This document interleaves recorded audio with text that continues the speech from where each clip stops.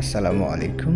সুন্দর হাতের লেখা বিষয়ক চ্যানেল হ্যান্ডরাইটিং একাডেমির পক্ষ থেকে সুন্দর হাতের লেখা বিষয়ক টিপস আপনাদের দেব আজকে। সুন্দর হাতের লেখা মানে শুধু সুন্দর বর্ণের বাক্য নয়, বরং সাজানো গোছানো বিন্যাসের সাজানো। আপনাকে লক্ষ্য রাখতে হবে প্রতিটাই বাক্যের বর্ণ যেন 21 সাইজের হয়। আপনাকে লক্ষ্য রাখতে হবে প্রতিটি বাক্যের বর্ণ যেন 21 সাইজের হয়। এই বিষয়টি লক্ষ্য রাখবেন। সোজা ও সমান্তরাল হতে হবে এবং এক লাইন থেকে অন্য লাইনের দূরত্ব আপনার 0.5 সেন্টিমিটার হবে। এখানে যেন একটি শব্দ অপর শব্দর সাথে লেগে না যায়, এই বিষয়ে খেয়াল রাখতে হবে।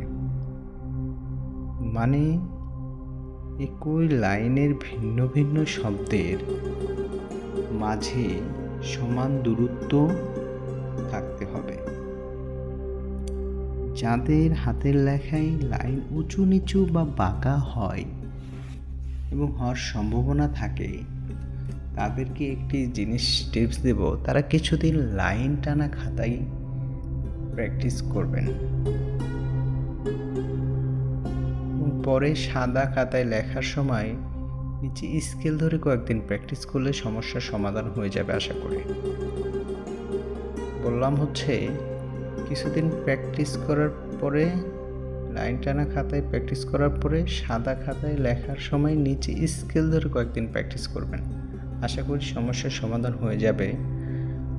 আর লেখার সময় যে বিষয়টি খেয়াল রাখবেন, 90 ডিগ্রি অ্যাঙ্গেলে, বুঝতে পেরেছেন? 90 ডিগ্রি অ্যাঙ্গেলে ডান দিকে সরালে হাতের লেখা একেবারে সোজা হয়ে যাবে। 90 ডিগ্রি ডান দিকে সরালে আপনার হাতের লেখা একেবারে সোজা হয়ে যাবে। বিষয়টি আশা করি বুঝতে পেরেছেন। টিপসটি ভালো লাগলে কাজে দেবে আশা করি। যদি একটু উপকার পেয়ে থাকেন ভিডিও থেকে, একটি লাইক একটি কমেন্ট দেবেন।